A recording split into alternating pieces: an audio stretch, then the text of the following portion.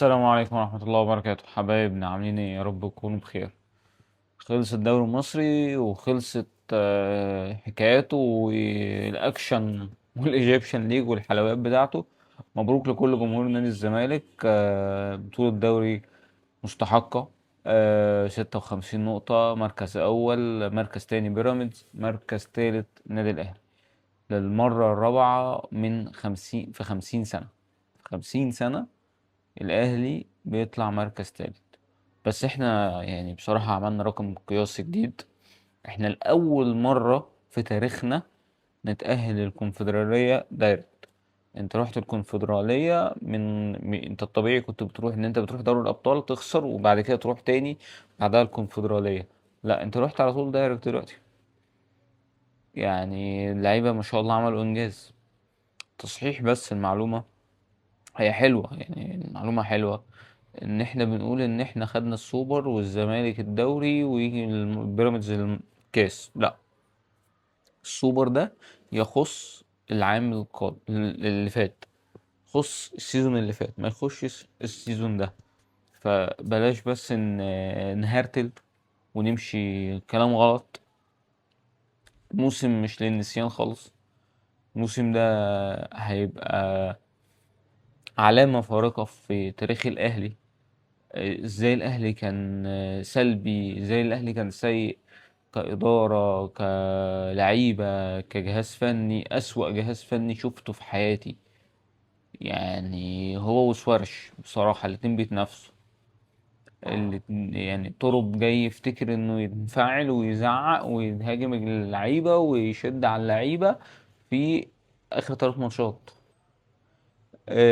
مش عايز اقول بلاش نمشي ورا ان انت ضيعت الدوري بالبلن بتاع محمود وفا، والنهارده بالحاج بيغمز بعينيه.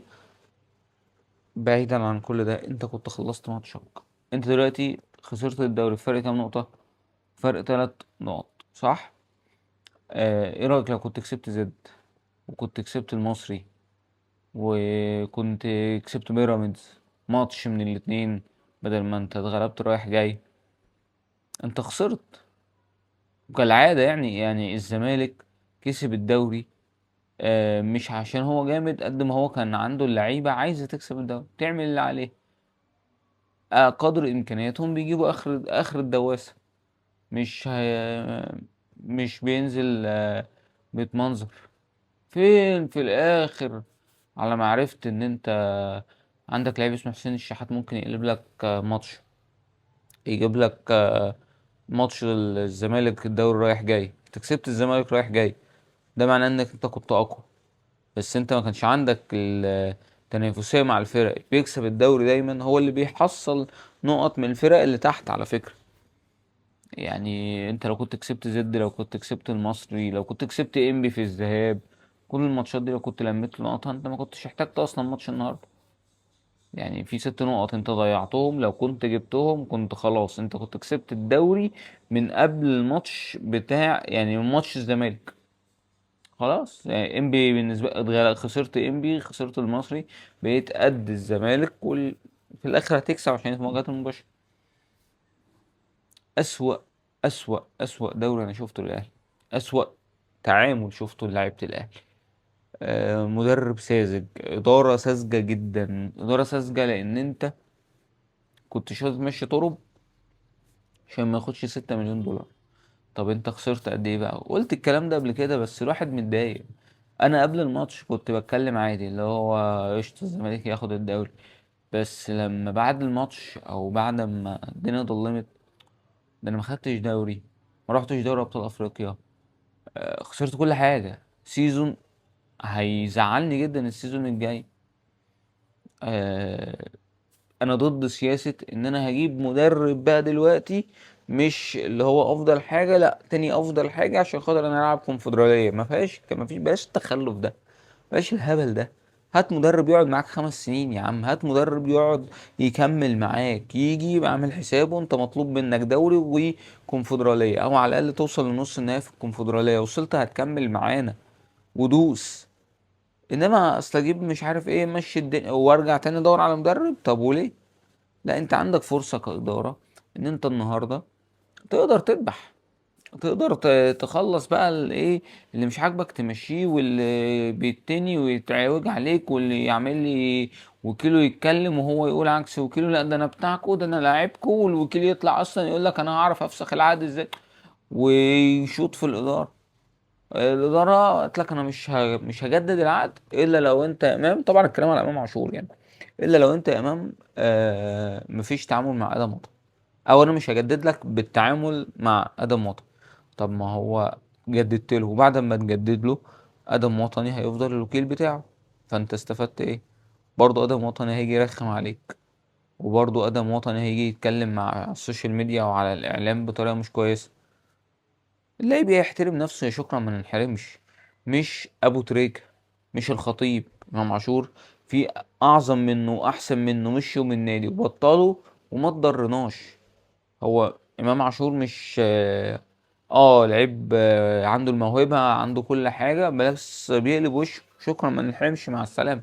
اللعيب اللي بيقلب وشه ده ما اضمنوش حد يضايقه في ماتش، المدرب يزعق له بكلمتين ما يعجبوش يقلب له وشه في ماتش مهم.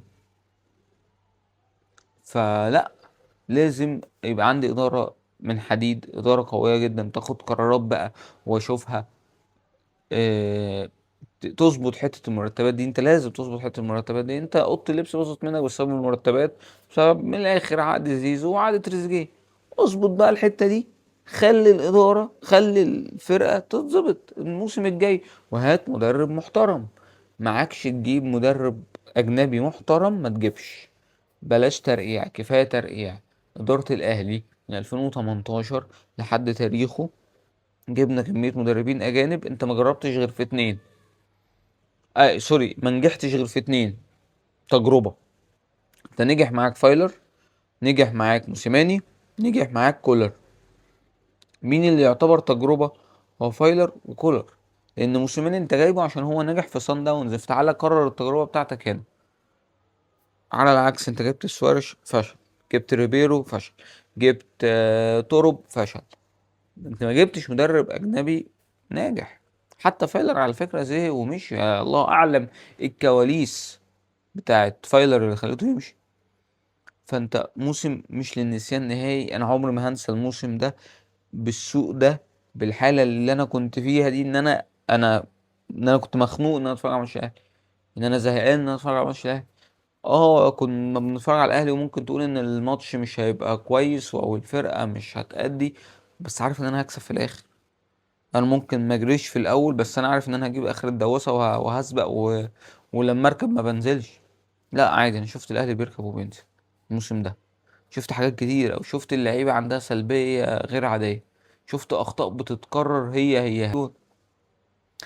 الفيديو النهارده مش حلو يعني، مش مش مقبول، ممكن يكون دمه تقيل كئيب، بس هي دي الحاله يعني. انا ما اتعودتش اشوف النادي اللي انا بشجعه في مركز تالت، او حتى لو انا كنت في مركز تالت في 2022، بس انا كان عندي اسباب، او كان عندي نجاحات، او كان عندي ما اللي يهديني بان انا كده كده رايح دوري ابطال افريقيا.